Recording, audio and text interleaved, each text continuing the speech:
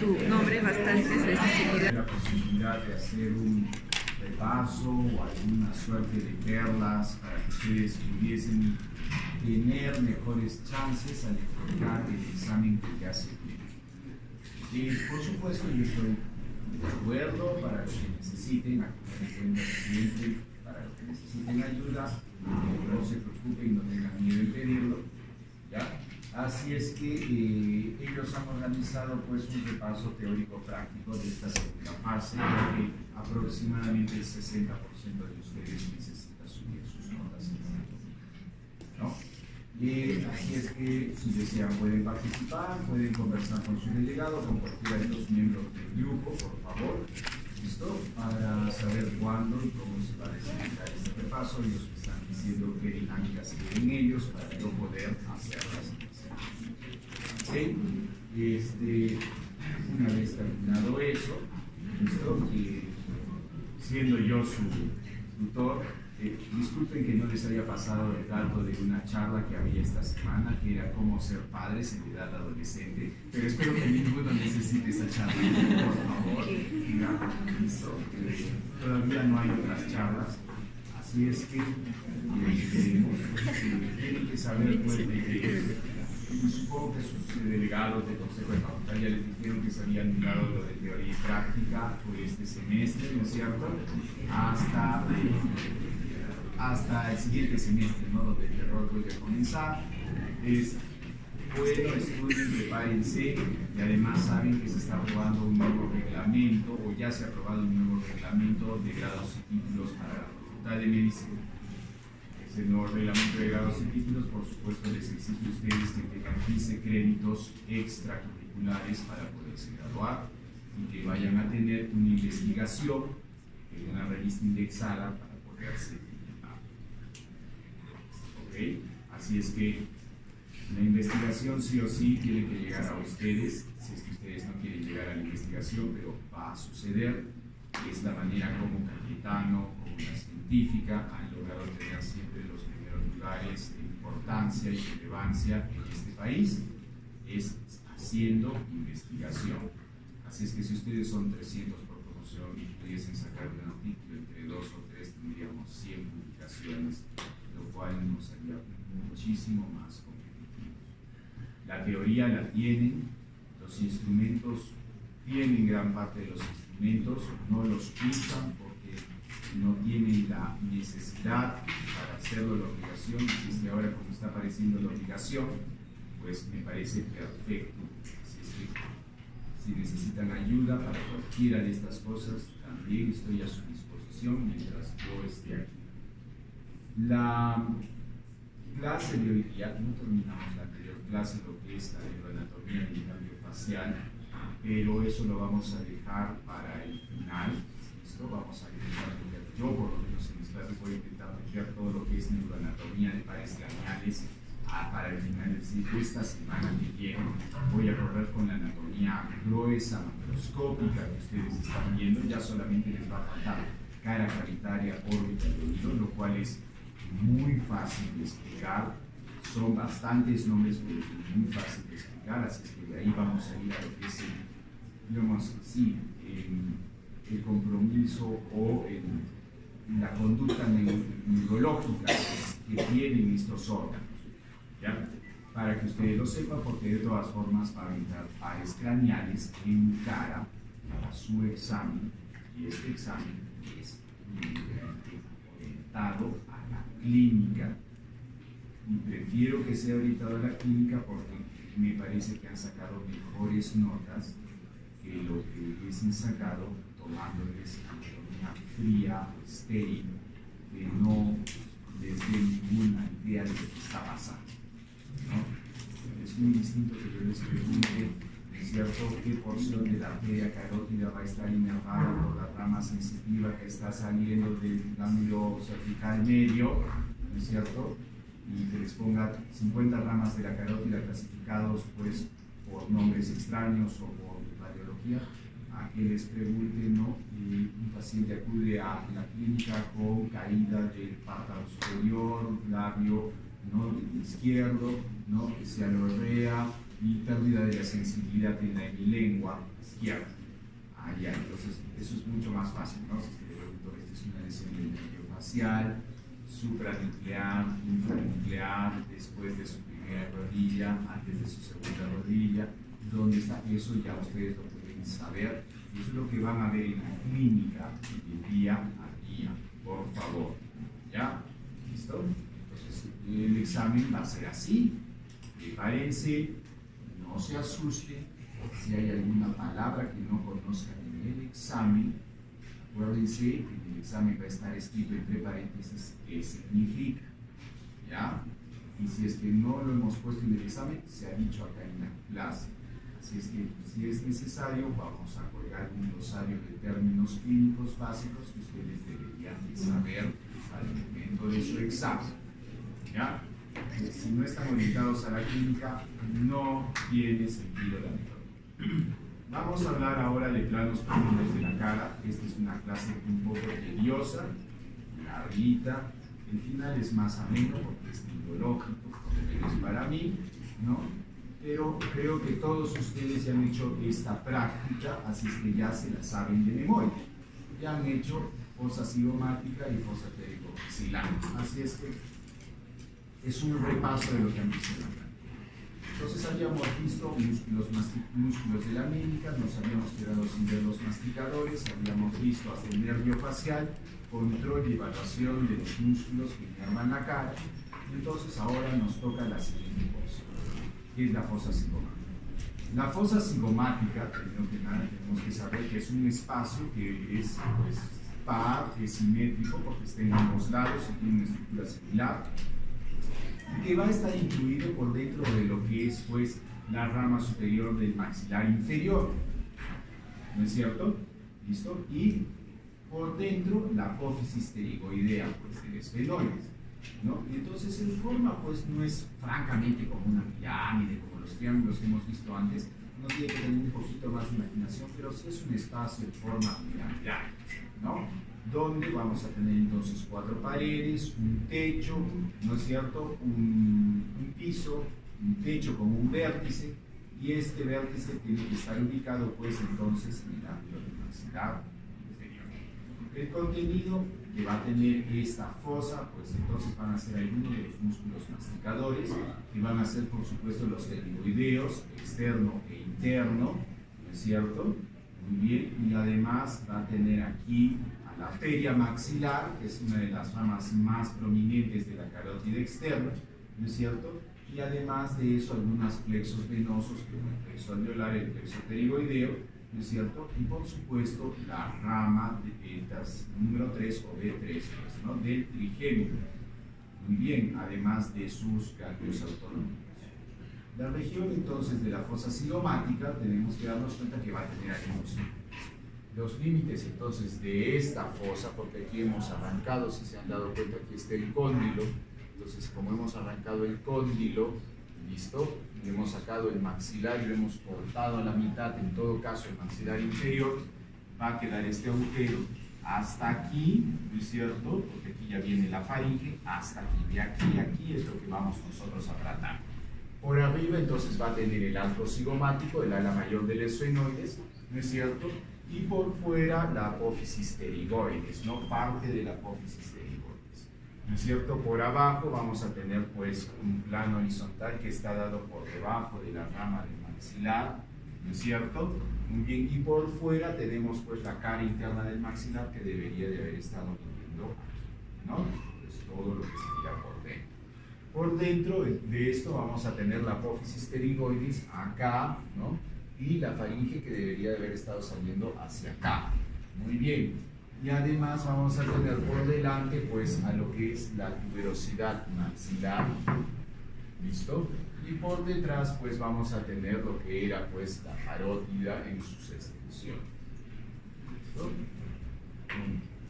¿Cuáles son las relaciones? Las relaciones que va a tener entonces es, por arriba tenemos lo que es la región temporal, ¿no es cierto? Y lo que es la base del cráneo, ya por fuera vamos a tener el maxilar, ¿no es cierto? Que lo está separando del espacio masseterino, porque aquí se estaba el maxilar ¿no es cierto?, articulado, aquí debería de haber venido el macetero, este es el espacio maceterino, ¿no es cierto? Por dentro va a tener, le ponen la fosa pterigomaxilar, que en realidad es la prolongación de la fosa en su porción superior, ¿no es cierto? Y con lo que es la faringe en la porción inferior, y por delante, ¿no es cierto?, vamos a tener pues al maxilar superior y el seno maxilar que se da justamente a esta altura. Entonces acuérdense por favor que aquí, como está en varios cráneos, esto ya se ha roto, tienen directamente el seno maxilar, y entonces en el techo del seno maxilar acuérdense que van a ver pasando a los infraorbitarios, ¿ya? Muy bien, y por detrás, bueno, como ya hemos dicho, la paroxínica. Entonces, si nosotros hiciéramos un corte y viésemos el techo, nos daríamos cuenta que es una estructura que tiene varias porciones y límites a medida que vamos a ir viendo. Digamos que esto es el cilio, ¿se acuerdan que el punto craniométrico, ¿no es cierto?, más externo del cilio? Este es el arco cigomático, aquí debe estar el cilio, muy bien, y detrás de eso van a tener pues una serie de músculos, y esto va a ser la fosa temporal, justamente lo que está acá adentro, ¿no es cierto? Muy bien, si esto era así, aquí detrás de estos musculitos entonces van a tener pues la cresta esfenotemporal, justamente detrás, acá, ¿no es cierto? Y acá adelante van a tener acá, ahí en ese hueco la hendidura esfenomaxilar, ¿ya? Detrás de eso, pues entonces, esta es la hendidura esfenomaxilar, acá atrás van a tener la fosa pterigomaxilar, y si esto fuese así, entonces sin la maxila por dentro podríamos palpar ahí adentro, pues la apófisis pterigoides, como en muchas caras se logra palpar el ánulus, ¿no es cierto? Muy bien, listo. Y si ustedes se han dado cuenta, entonces tienen que venir para que los músculos que deben de estar llenando, pues entonces, lo que es la fosa temporal, ¿no es cierto? No me sorprendería que por aquí esté pasando pues el temporal también, ¿no? Y entonces si aquí está el límite del hueso del temporal y está comenzando para arriba la escama del temporal, tienen que tener entonces los vasos temporales profundos anteriores y posteriores acompañados de sus nervios, que puede haber algunos medios. Además de eso van a ver que por ahí van a estar entrando la arteria con los meningios medios o el nervio meningio recurrente con la arteria meningia media, que puede o no tener accesoria. Acuérdense que la accesoria lo que va a ir es simplemente a llegar al ganglio trigémino, que debería de estar, ¿sí?, por aquí, ¿no es cierto? Más o menos por aquí, dentro del cráneo. Y además de eso se van a dar cuenta que entonces aquí estaba pues el cóndilo, este es el cóndilo con todos los ligamentos articulares y en su cuello quirúrgico ha sido cortado. Entonces aquí ustedes deberían de tener el aurículo temporal mayor, que debería de estarse subiendo, ¿no es cierto?, para acá con los vasos temporales superficiales, ¿no es cierto? Y este entonces va a ser la rama tercera del trigémino. ¿Ok? Muy bien, que debe estar dando por aquí pues su rama alveolar, su rama parendiloideo, o su rama alveolar, todavía no ha salido la del miloioideo. Aquí debe estar pues la rama lingual, y esta rama lingual debe de estar recibiendo justamente de este pequeño ganglio una aferencia que debe venir junto con esta, que se llama la cuerda del tímpano. ¿Ok? Más o menos. Eso es lo que se debe de ver. ¿Listo? Muy bien, claro, de la imagen a lo que tenemos hay muchas diferencias, pero en algunas de las caras sí se logra ver esto, por favor, así es que acuérdense de eso, ¿ya? Entonces, el contenido de la fosa cigomática, lo que vamos a tener entonces son varios músculos, unos que son superiores y otro que es inferior. Superior va a ser el pterigoideo externo y inferior va a ser el pterigoideo interno. Están saliendo, por favor, en disposiciones angulares completamente distintas. Por favor, acuérdense de eso. Entonces, el externo sale casi horizontal con un haz superior y un haz inferior que es más grueso que el superior, ¿no es cierto? De atrás hacia adelante, mientras que el pterigoideo interno está saliendo de adelante hacia atrás, abriéndose en abanico hacia el ángulo de la maxila. Eso también les va a dar ciertas referencias, por ejemplo, para el nervio bucal, que debe estar saliendo entre los haces del pterigoideo externo.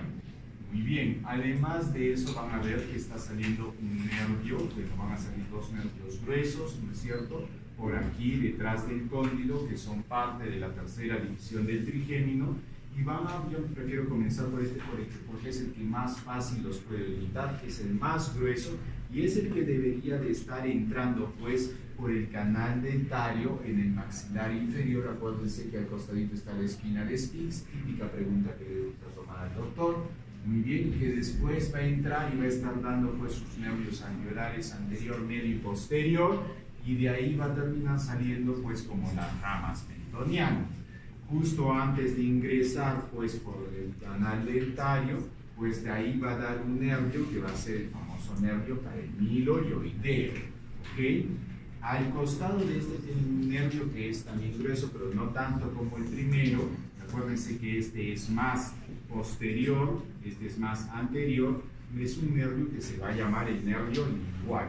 Justamente este nervio va a estar llegando a la lengua y va a dar la sensibilidad a los 2/3 anteriores de la lengua a través, justamente, si es que aquí estaba el P3, aquí tenía que estar pues mirando, y de acá atrás, acuérdense, si este es el cóndilo, aquí debería haber estado viniendo la mastoides, el agujero estilomastoideo, por aquí debería haber estado saliendo parte, por aquí cerca, ¿no es cierto?, un nervio que debería haber hecho el contacto con una de las ramas, el patroso superficial, ¿no es cierto?, con el ganglio, para dar pues una rama que se conecte justamente a este nervio, que sería la cuerda del tímpano, que es la responsable de la sensibilidad de la lengua. Muy bien. Además de eso, en la rebucal, por supuesto, para arriba un nervio que va a ser el masseterino, que debe de ir con una rama de la arteria que va a ser la masseterina, pero cabe señalar, por favor, que si ustedes están sacando el arco cigomático, pues están sacando también la inserción del macetero. Acuérdense, entonces es un poco difícil, salvo que encuentren realmente el macetero desinsertado desde abajo y reclinado hacia la porción superior, ya con el arco cigomático coartado. Y lo que van a ver aquí pues es la maxilar interna, y aquí están viendo pues por supuesto los temporales profundos anterior, medio, y por aquí debería haber uno posterior. ¿Listo? Muy bien. Los contenidos, entonces vamos a hablar primero de los músculos. El músculo pterigoideo interno, que es el que se va a encontrar en la porción de abajo, que se va a insertar en la fosa pterigoidea, ¿no es cierto? Y se va a ir hacia atrás y hacia afuera, ¿no es cierto?, para terminar en el ángulo del maxilar. Entonces, como habíamos dicho, está saliendo de adelante hacia atrás y hacia afuera. Entonces, está saliendo así. Ya, ese es. ¿Listo? Muy bien. Y él va a estar inervado por B3, ¿no es cierto?, por el maxilar inferior. Y el pterigoideo externo va a comenzar pues por los dos fascículos que están unidos, uno a la cápsula articular y el otro al cuello quirúrgico del cóndilo, y van a salir hacia adelante, por favor, en el ala mayor del esfenoides, ¿no es cierto?, dando la fosa cigomática, ¿no? Y el, ¿cómo se llama?, el fascículo superior y el fascículo inferior en el ala externa de la pterigoides, ¿no es cierto?, y se van a juntar pues en el cóndilo, como habíamos dicho, de la articulación temporomandibular, y eso es una de las cosas que, bueno, usualmente saltamos porque es disfunción de articulación temporomandibular, pero usualmente pues produce dolor cuando ustedes están jugando mucho justamente con los pterigoideos, ¿ya? Proyecta la acción conjunta, ¿no es cierto?, con el interno de la mandíbula, uno para poder protruir la mandíbula, otro para poder retraer la mandíbula o propulsar o retropulsar, y además hacer movimientos de deducción, es decir, mover la mandíbula lateralmente, lo cual permite la deducción mecánica inicial que se está dando en la boca, porque como les dije ya en el grupo anterior, la deglución no podría darse si es que ustedes solamente masticaran con los incisivos. Acotación, dientes también entra para esta fase, así que tienen que aprenderse toda la parte de colis de dientes. ¿Listo? Entonces, porque pues, aquí estamos, son parte de los huesos de maxilar superior e inferior. Además, tienen que saber la inervación para saber por qué les va a doler de aquí a aquí si es que solamente hay una lesión de uno de los nervios. Dolor referido en los dientes. Ojo, ¿ya? Muy bien. Entonces, cuando ustedes mastican y solamente tienen, acuérdense que tenemos incisivos, caninos, premolares y molares, unos desgarran, otros cortan y otros trituran, ¿no es cierto? Entonces, solamente ustedes estarían pues cortando y estarían como un procesador pasando el alimento sin haberlo dividido o sin haberlo vuelto pequeños pedazos, y no permitiría toda la digestión enzimática, sería larguísima como las boas, se darán cuenta. Entonces, lo que ustedes tienen es un mecanismo que corta y un mecanismo que lo que hace es tritura, pero los molares no trituran solamente así, los molares trituran al hacer este movimiento de desgaste, y es por eso que los pterigoideos funcionan. Cuando mastican, se dan cuenta que la mandíbula parte larga. ¿Ok? El siguiente contenido, y creo que la parte central usualmente de esta clase, es la arteria maxilar interna. La arteria maxilar interna, este gráfico es bonito, le faltan algunas ramas, y sobre todo tienen que entenderlo de que no se encuentra en un mismo plano, ¿ok? Tiene una forma de W, ¿sí? Parece una W, pero ustedes tendrían que entenderla como un espacio tridimensional. Imagínense un cubo tridimensional que se está haciendo pues a la lejanía cada vez más pequeño. Y entonces, como a la lejanía se está haciendo más pequeño, la arteria pues también se hace un poquito más delgada, pero es tortuosa dentro de ese trayecto y se va haciendo cada vez más interna, a pesar de lo que dice aquí. Ustedes se dan cuenta que comienza aquí y va a irse anterior y va a hacerse interna hasta poder ingresar, ¿cierto?, por el ingreso fenopalatino. Entonces, el origen de esta arteria, por supuesto, entonces va a ser pues una de las ramas terminales, ¿no?, de la carótida externa. Sabemos que las terminales van a ser las temporales, pero esta es una de las, o la continuación va a ser las temporales, pero esta va a ser de las ramas terminales, ¿no es cierto?, y va a ir a la región de la parótida, desde la región de la parótida en el cuello de la mandíbula, ¿no?, hasta lo que es la fosa pterigomaxilar, donde va a terminar como la rama esfenopalatina, que es la continuación de la maxilar interna. Mide un poquito más de 5 centímetros, pero acuérdense, tiene bastantes deflexiones y se va a ir oblicuo hacia afuera y hacia adentro, en realidad, casi una curva que va a tener, se podría decir de concavidad externa, pero en realidad va adosándose cada vez más hacia la parte profunda. ¿Cuáles son? Sus ramas colaterales en realidad van a ser alrededor de 14 hasta 16, puede haber, dependiendo de lo que estemos viendo y contando, ¿ya? Entonces, si bien el número de ramas puede variar y el origen en algunas porciones puede variar, lo que definitivamente no va a variar es qué ramas salen por arriba y qué ramas salen por abajo, simplemente porque estas deflexiones han sido hechas para que por, digamos así, el contacto o por donde tenían que llegar, han logrado crear cierta tensión de la arteria, ¿no es cierto?, en su recorrido, ¿ya? Muy bien, entonces las ascendentes van a ser la rama timpánica, la meningia media, la meningia accesoria, las temporales profundas, anterior y posterior, ¿no es cierto? Y como ramas descendentes vamos a tener la dentaria inferior, la maceterina, la bucalo-buccinadora, la pterigoidea interna, porque para arriba es la pterigoidea externa, la palatina superior, y las anteriores pues van a ser como ramas que van para adelante, la alveolar, la suprafrontaria, y ramas posteriores va a ser pues la vidiana, ¿no?, y la pterigopalatina.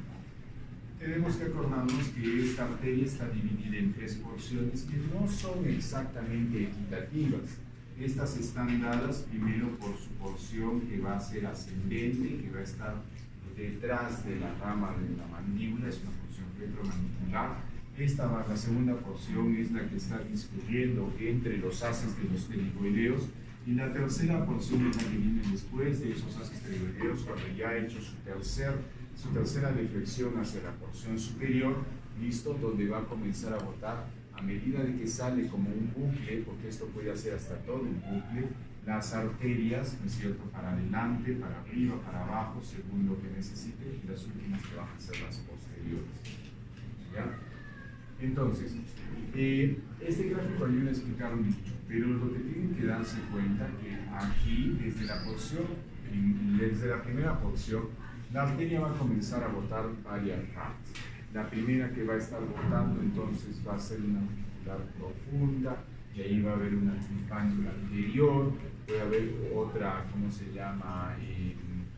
Timpánica profunda, pero dependiendo de, esas son bastante variables, pero siempre salen esas dos, la timpánica y la auricular, y están saliendo en la porción ascendente, justamente hacia este lado, en la parte posterior de la arteria y hacia atrás. ¿Listo? Están y suben verticalmente, ¿ok? De ahí, pues, y aquí le han puesto la timpánica acá, muy acá, y en realidad la timpánica está saliendo aquí antes, siquiera de la ventana, ¿ya? Y después en la porción superior, justamente en el vértice, van a tener una arteria que es bien gruesa, por lo menos es de las ramas más gruesas que está saliendo en la parte superior de la primera deflexión, y esa va a ser la arteria meningia media. La arteria va a estar entrando junto con el recurrente meningio, acuérdense, por el agujero redondo menor. Eso, acuérdense, va a estar pasando entre lo que son las meninges y el cráneo y está dejando las impresiones parietales. La ilustración clínica asociada a este defecto es de que, por más de que parezca un vaso que nunca lo van a ver, en la clínica ustedes se van a tropezar sí o sí con lesiones de este vaso. Porque si ustedes se acuerdan que el vaso está entre la meninge y el hueso, entonces cualquier lesión del diploro, es decir, del hueso de doble tabla, traumática, ¿no es cierto?, que haya producido fractura, ¿no?, va a hacer que la arteria pueda romperse por cizallamiento. Y entonces se va a comenzar a acumular sangre entre lo que es el hueso y las meninges, dando un hematoma epidural, que es una de las emergencias neurológicas, en este caso neuroquirúrgica, ¿ya? Entonces significa que el paciente tuvo un impacto, una contusión con fractura de cráneo y después solamente es cefalea con compromiso de conciencia que va incrementando sus periodos, pues, digámoslo así, de recuperación, ¿ya? Muy bien. De ahí tienen la meninge accesoria, puede o no puede existir, y esa arteria va a ingresar simplemente para irrigar al ganglio del trigémino, y después de eso pueden comenzar a salir otras ramas. Para arriba sí va a salir la maceterina a medida que ya estamos pasando a la segunda porción. Además de la maceterina debería de venir una de las más gorditas en la porción baja, ¿no es cierto?, de la segunda porción, que debería ser la pterigoidea interna, ¿no? No, mentira, la pterigoidea externa, que es delgada, disculpen, es delgada, ¿no? Y la que va a salir para abajo debería ser, pues, la pterigoidea interna, ¿no?, que sí va a ser más gruesa. Además, aquí deberíamos de haber visto en la porción inferior la famosa dentaria inferior o alveolar inferior, ¿listo? Y debería de estar saliendo además en la porción inferior una rama que debería ser una bucal, ¿no es cierto? Aquí han tomado la segunda porción hasta aquí, en realidad a veces suele ser un poco más corto, pero aquí debería de estar la bucal, ¿no?, que va a estar yendo o hacia el buccinador, y por debajo y un poco más distal, antes de que comience la última deflexión con la tercera porción, saldría la arteria alveolar posterior superior, si le dan cuenta, ¿ya? Tienen alveolares posteriores, alveolares superiores, anteriores, medias y posteriores, y todas estas podrían estar naciendo de forma independiente también, ¿listo? Pero en este caso está saliendo aquí la alveolar posterior superior, ¿ok? Muy bien. Además de eso, si ustedes se han dado cuenta, en la segunda porción, en la porción alta, debería de estar saliendo la arteria temporal profunda posterior. En realidad la temporal profunda posterior debería estar saliendo un poco más antes, ¿no? Cuando esto está comenzando y se está incurvando, aquí va a comenzar la línea temporalis, así es que a esta altura debería haber estado la temporal profunda posterior, ¿no? Aquí han dibujado en esta deflexión la profunda media, ¿no? Y aquí adelante han dibujado, pues, la profunda anterior, como que está saliendo directamente, porque aquí estaría ya el proceso cigomático del frontal, si se han dado cuenta, ¿ya? Muy bien, entonces de ahí ustedes van a darse cuenta que en la tercera porción, que ya es el bucle que se está haciendo, este bucle no solamente es así, sino este dibujo, como todos los dibujos incluyendo la de Sujonis, se refiere que la arteria está haciendo esto, está entrando en profundidad. Así es que nunca lo vean de este plano, mírenlo así, por favor. Esta arteria está entrando y cuando esté entrando va a botar entonces la temporal profunda. Además debería de haber botado ya aquí la infraorbitaria, listo, debería de haber salido, aquí la han puesto acá arriba, la infraorbitaria debería de haber salido para acá, para salir por el agujero infraorbitario, ¿no es cierto? Y por aquí va a salir la palatina descendente o palatina superior, que van a estomosarse con la palatina ascendente, que era la primera rama de la facial. ¿Ok? Esta es la palatina descendente. Va a estar pasando profundo por la parte posterior pues, de la tuberosidad del maxilar. Y aquí entonces va a estar con la continuación de la arteria que va a ser la esfenopalatina, que va a estar introduciéndose en el agujero. Y ahí salen las ramas que se les dice posteriores, que va a ser por supuesto la arteria vidiana y la arteria pterigopalatina. Acuérdense que los conductos de uno es más arriba y el otro es más abajo y más grueso, ¿ya? Entonces, viendo todas estas ramas, se dan cuenta que en ese dibujo no hay 14 ramas. Si nos vamos a los atlas más pues, modernos, pues encontramos que sí hay más de 14 ramas que podrían estar ahí, entonces necesitamos de mnemotecnias. Yo siempre he usado mnemotecnias, que pueden estar pues, en inglés, español, en lo que sea, mientras uno se pueda recordar, ¿no? Siendo tan caprichosa la arteria, teniendo tantas ramas. Entonces la mnemotecnia que yo prefiero es esta, la que es Dema and Piss Trunk, but Stupid Trunk I prefer, más for un Alcoholic Anonymous. Entonces, si es que ustedes se acuerdan de esto, van a darse cuenta que aquí están todas las ramas justamente de la maxilar. Listo, por favor, esto es una mnemotecnia común de los americanos. Si quieren ver, esto es de Kenhub, ¿no? Es un atlas gratis, por supuesto, durante toda la fase se los estaba poniendo, entre todo el semestre se los estaba poniendo. Ok, y entonces se dan cuenta que vamos a comenzar pues con la auricular profunda, la timpánica anterior, la meningia media, la alveolar inferior, la meningia accesoria, la maceterina, pterigoideas, que hay pterigoidea superior e inferior, ojo, aquí no están, la maceterina está por arriba, la pterigoidea inferior está por abajo. ¿Se dan cuenta? Ahí viene la pterigoidea superior y ahí viene la bucal. Casi están saliendo así las arterias, ¿ya? Y ahí acuérdense que van a salir las temporales profundas, que deben ser profunda posterior primero y al final la profunda anterior, ¿no es cierto? La arteria esfenopalatina, que va a ser pues la última rama o la prolongación, la palatina descendente, que está haciendo un arco y que baja directamente adosada, la infraorbitaria, que tiene que estar metiéndose por el agujero para salir y pasando justamente por el techo del seno maxilar, ¿no es cierto? De ahí va a venir pues las alveolares posteriores superior medias, ¿no es cierto? Y anteriores, ¿no es cierto? La arteria faríngea y la arteria parenteral pterigoideo o arteria vidiana. Entonces, si nosotros viéramos cada una de ellas, lo más importante, aquí hay algunas repeticiones de gráficos, para disculpar que solo voy a depurar algunas cosas para cuando esté en su aula virtual. Se darán cuenta que la primera arteria, la que tiene que estar entrando por el conducto pues, dentario, va a tener que ser ahí, en este caso, la alveolar inferior, ¿no? Aquí la maxilar ya ha estado botando, si se han dado cuenta, si esta es la maxilar, pues aquí la debería haber botado sus ramas pues, timpánicas y auriculares, ¿no? Y estas son las ramas descendentes, estas son las ramas ascendentes. Me la han dibujado bastante derecha, pero ustedes saben que es tortuosa y hacia adentro. ¿Listos? Bien, lo siguiente que están viendo ahí, por supuesto, va a ser la meningia media, que debe de estar saliendo de la porción superior hacia arriba, ¿no es cierto? De ahí, bueno, sí. Esta debería de ser pues una de las pterigoideas, esta debería de ser ¿cómo se llama? Está repetida, quería poner ahí la bucal, pero recién viene aquí la bucal más bien, ¿ya? Aquí está saliendo en la rama bucal, que es la rama del senador más bien, ¿ya?